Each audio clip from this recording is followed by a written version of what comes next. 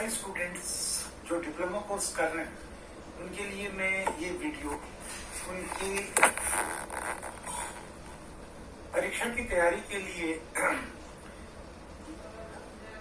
पेश कर रहा हूं और इस वीडियो को आप ध्यान से देखें और इस वीडियो से आपको पता लगेगा कि बीमारियां किस तरह से फैलती हैं और जो महामारियां होती हैं उनको किस तरीके से कंट्रोल किया जा सकता है।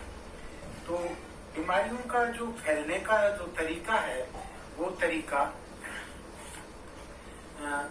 कई तरह से बीमारियां फैलती हैं और बीमारियां जब किसी भी व्यक्ति को प्रभावित कर देती हैं तो उस व्यक्ति को उस बीमारी के लक्षण प्रकट होने लग जाते हैं और जो डिफरेंट सोर्स ऑफ इन्फेक्शंस हैं, जो स्रोत हैं बीमारी के, वो बीमारी के स्रोत जो होते हैं वो कई बार उस आदमी के खुद के शरीर में ही होते हैं और कई बार वो जब किसी दूसरे व्यक्ति के संपर्क में आता है जो बीमार होता है तो उससे वो बीमारी उसको हो जाती है। अच्छा, ये जो कुछ ऐसी बीमारियां भी होती हैं जो किसी व्यक्ति के संपर्क में आने की बजाय किसी जानवर के संपर्क में आने से हो सकती है। जैसे कि आप जानते हैं कि अगर कोई आदमी है उसको किसी कुत्ते ने काट लिया तो उसको रेबीज हो जाएगी, या अगर उसने ऐसा अनाज खाया जिस अनाज में चूहों ने यूरिन पास किया है तो उसको जो है वेल्स डिजीज हो जाएगी, लेप्टोस्पायरोसिस बोलते हैं, जो हो जाएगी। तो इस तरह की जो बीमारियां होती हैं उनको कहते हैं जूनोटिक डिजीज या पशुओं से फैलने वाली बीमारियां। अब जो बीमारी है उसका फैलने का जो तरीका है वो अलग अलग तरह का होता है। तो ये दो तरीके होते हैं खास तौर से। एक है डायरेक्ट ट्रांसमिशन, सीधा का एक आदमी से दूसरे आदमी को वो इन्फेक्शन होता है। जैसे कि वो आदमी है बीमार है, उसको कोई स्किन डिजीज है, चमड़ी की बीमारी है, वो दूसरे आदमी से हाथ मिलाता है या उसके साथ में सोता है या उसका फिजिकल रिलेशन है उसके साथ में, तो उस आदमी को वो स्किन डिजीज हो सकती है, जैसे कि लेप्रोसी है, कुष्ठ रोग है।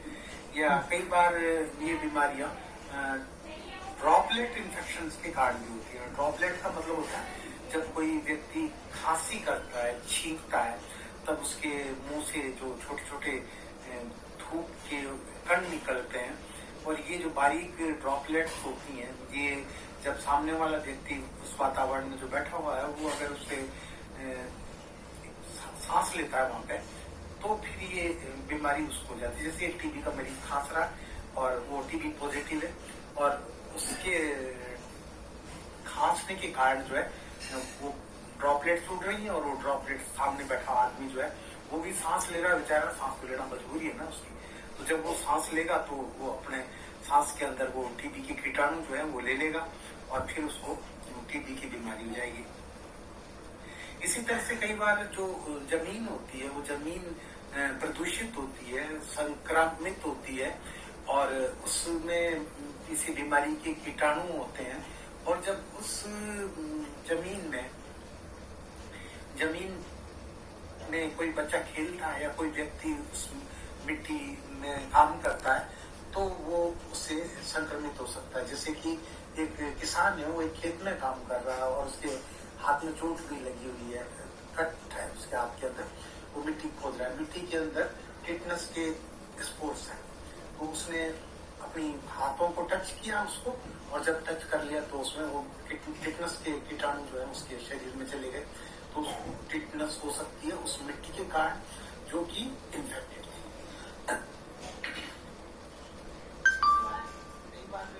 कोई व्यक्ति है जिसकी त्वचा में कोई घाव है और उस घाव में किसी दूसरे व्यक्ति का खून लग गया तो वो बीमारी उसको हो जाएगी।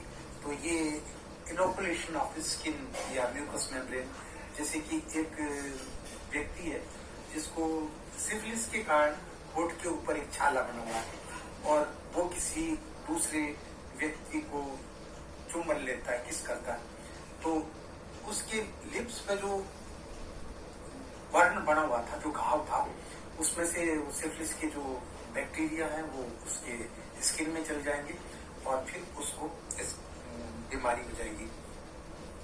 तो ये सब उदाहरण मैंने दिए आपको डायरेक्ट ट्रांसमिशन के।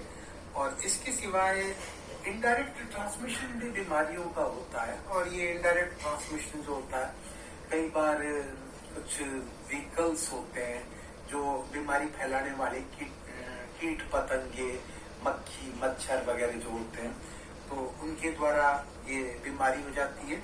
कई बार ये बीमारियां जो है हवा में प्रदूषण होता है, हवा में वो बैक्टीरिया या वायरस होते हैं, उसकी वजह से होती है। जैसे सर्दियों के अंदर आप देखते हैं लोगों को अक्सर जुकाम हो जाता है, छींकें आने लग जाती हैं, एलर्जी हो जाती है, या कई बार इन्फ्लुएंजा की बीमारी होती है।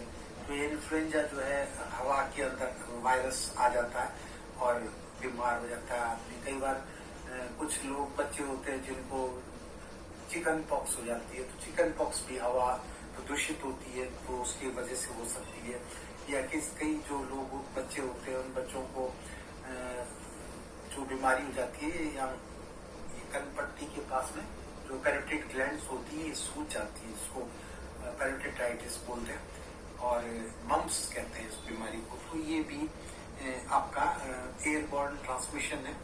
और कई बार व्यक्ति, जैसा कि मैंने पहले भी पिछले लेक्चर में बताया था, कि जब किसी संक्रमित वस्तुओं के संपर्क में कोई व्यक्ति आ जाता है तो वो व्यक्ति जो है उनको इस्तेमाल करके बीमार हो जाता है। जैसे किसी आदमी को खुजली हो रही है और उसका रुमाल या उसका कच्छा जो है आपने इस्तेमाल कर लिया, तो अगर आपने वो कच्छा पहन लिया तो बस समझ लीजिए कि आपको भी खुजली हो ही जाएगी।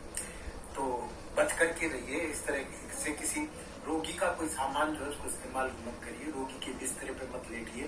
रोगी के बर्तनों में आप भोजन नहीं करिए। रोगी के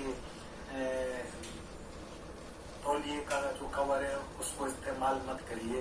रोगी के रुमाल को इस्तेमाल मत करिए। तो ये जो चीजें होती हैं इनको आप कहते हैं फॉर्माइट्स या रोगी का सामान। और ये जो रोगी का सामान है ये भी बीमारी फैला देता है। तो इसको कहते हैं इनडायरेक्ट वे, मतलब जो है अप्रत्यक्ष तरीके से बीमारी फैलने वाली जो स्थिति है वो यही होती है। अच्छा, इसके सिवाय कई लोग बीमार नहीं होते तो उसकी वजह ये हो सकती है कि उन व्यक्तियों के अंदर जो रोग ज्यादा होती है और वो बीमार नहीं होते। वैसे जब भी कोई शिशु पैदा होता है, अपनी माँ के गर्भ से बाहर आता है, तो आपको पता है कि वो सबसे ज्यादा बीमार होने के चांसेस उसके ज्यादा होते हैं कि उसको कोई बीमारी हो सकती है, इन्फेक्शन हो सकता है, उसके आसपास में कोई ऐसी बीमारियां हैं। लेकिन वो बीमारियां उसको इसलिए नहीं हो पाती कि वो जो बच्चा होता है उसको माँ का दूध पीने को मिलता है। और आपको पता है कि जो शुरू में माँ का दूध निकलता है उसके ब्रेस्ट से, स्तन से, तो उसमें वो काफी गाढ़ा होता है। और आपने देखा होगा कभी